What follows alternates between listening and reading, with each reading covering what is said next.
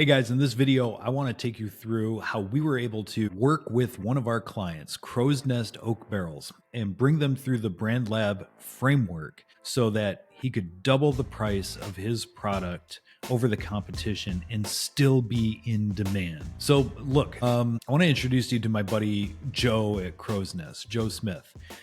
He was like many of us who are entrepreneurs, who are founders. He was stuck in some sort of corporate gig. He was a marketing corporate gig. He was miserable. He was a little bit more creative. He's entrepreneurial in spirit, and he just wanted to do something different. He also had a passion for working with wood, working with his hands. He figured out a way that he could make a barrel hold liquid, which is really difficult to do. But he could make this barrel hold liquid. And essentially, what he was doing was creating bourbon barrels and in his part time. And meanwhile, he had a friend over at a micro distillery who said, we'll give it a shot. We're going to put some of our liquid in there, some of the juice in your barrel and see what happens.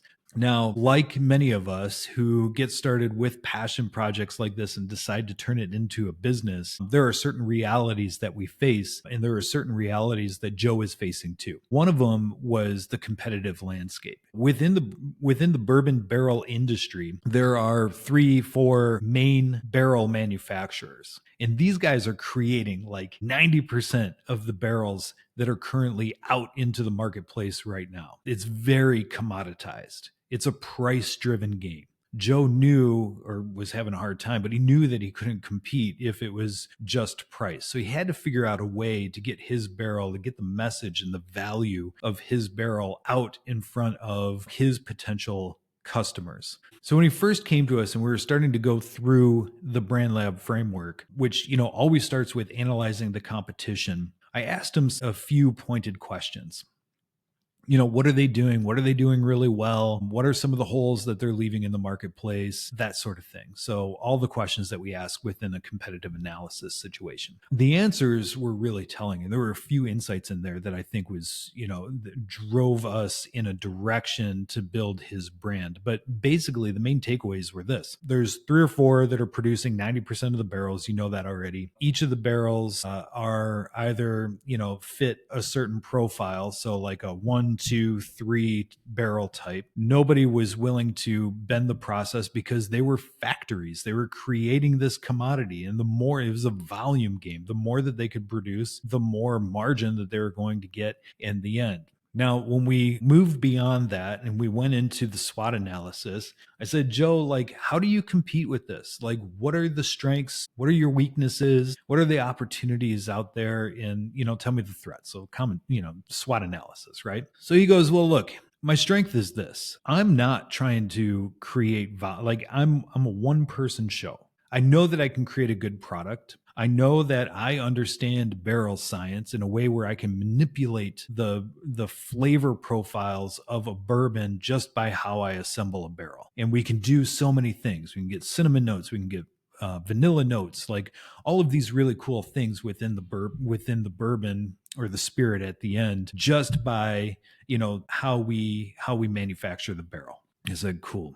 He goes, I'm not a volume shop. I'm not going to be able to produce thousands of barrels per month. That's just not me. And so therefore, I need to appeal to customers that are looking to do more interesting type spirits.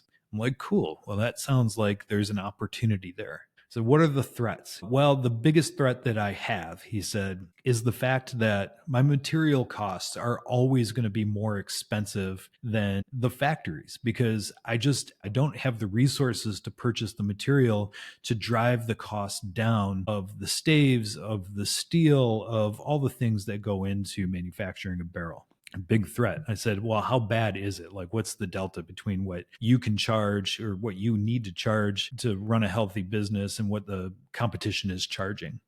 And he goes, well, I have to charge double what the competition is doing. Otherwise, I'm going to be out of business. I have to charge double.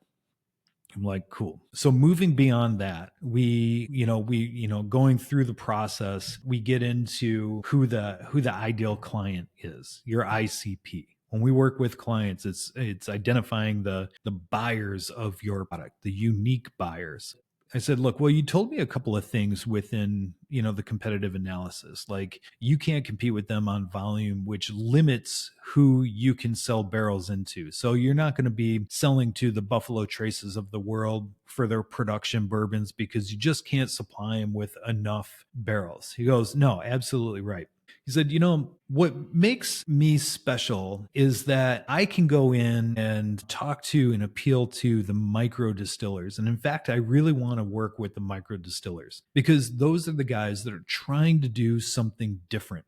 They're trying to create a bourbon that can stand up against that big competition. And there's a lot of synergies between me as Crow's Nest, as a solopreneur making these barrels in competition with the big guys as the micro distillers. And I feel like, that would be a really good relationship to have. I'm like, cool. Tell me about this person within the micro distilleries that are going to be buying your bourbon. Like, where are they at mentally right now? Like, what are the pains that they're facing? Basically, we go through the wants, needs, aspirations of our ICP, and we develop the fears, frustrations, and pain points of our ICP. We have to understand this. So I asked them the same questions, like, what are they dealing with right now? He goes, well, it's really hard to break into the bourbon industry. It's really hard to make something that people are going to want to buy. And so what the micro distilleries do is they create a handful, they get experimental and they create a handful of these bourbons that they submit and try to win awards in various places within the industry. He goes, the more awards that they get, the more authority that comes with it, and the more people are likely to buy their bourbon, not just the award-winning spirit, but also the the everyday type stuff. There's some trust that they're building in there. I said, okay, cool, tell me more. He goes, well, so with the award-winning bourbons, the best bourbons, they look to me like when I'm selling, they ask me how I can help. And the story is this: 85% of a bourbon's flavor comes from the barrel in which it sits in the aging process. And when I tell them that I can source different wood for the staves, aged differently in different areas of the country that are promoting different flavor profiles, and then I can fire the barrel and create a char that also creates different flavor profiles, coloring, that sort of thing, I can guarantee that we're going to create something different. Now, if you know anything about bourbon, it's fascinating because each bourbon has to be made with essentially the same ingredients, and therefore, like, the barrel becomes the main ingredient. And just by the manufacturing process, you're gonna be able to bring forth different flavors in the end when the bourbon is done resting or aging with inside the barrel. And so that was kind of like our main insight. And I'm like, oh, that's so interesting. I said, okay, so tell me this. When you go in there, how does that conversation go? He goes, well, it's pretty consultative, right? Like, I ask them what they're looking to achieve. We do like a little brainstorming session. This just comes naturally.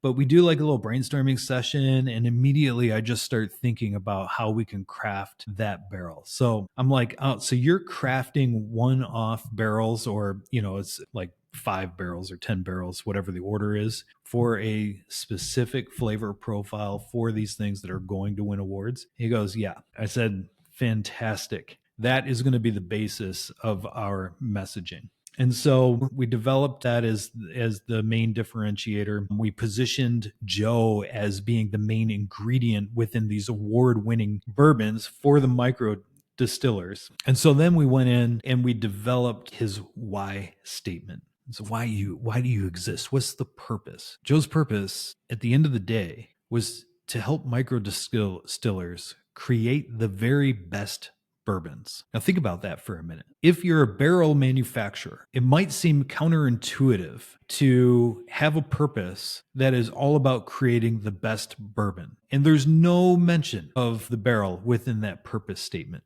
But it's so true because he is the main ingredient. He is the one that is talking about, what is that recipe for this award-winning bourbon?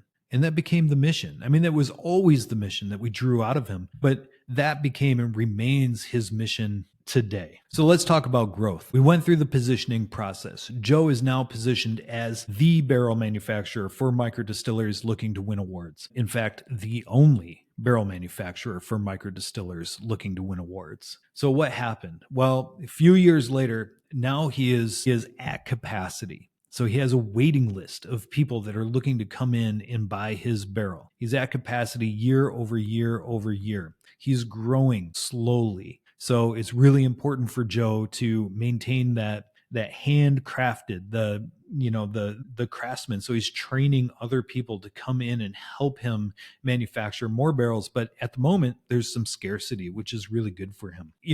He's working with more and more award-winning bourbon manufacturers, bourbon makers right now. The recognition that he gets is that he's the premium craft barrel supplier right now he's really servicing about 5 different states right now. The word is getting out, more demand, more calls. He's got orders booked well into the future. And more importantly, he's charging double what the other guys are charging. He's charging a premium price because he has to make his margin, but he's charging double what the others are charging. And here's the cool thing. His clients keep coming back. They keep coming back because they know that the extra cost of his barrel is well worth it. They understand the value that Joe brings to them because they keep winning awards. He keeps fulfilling his promise. And so, it's starting to snowball here, and Joe's getting a ton of success. So I want to share with you a couple of lessons that come out of this. And this is something that any small business can take from Joe's story.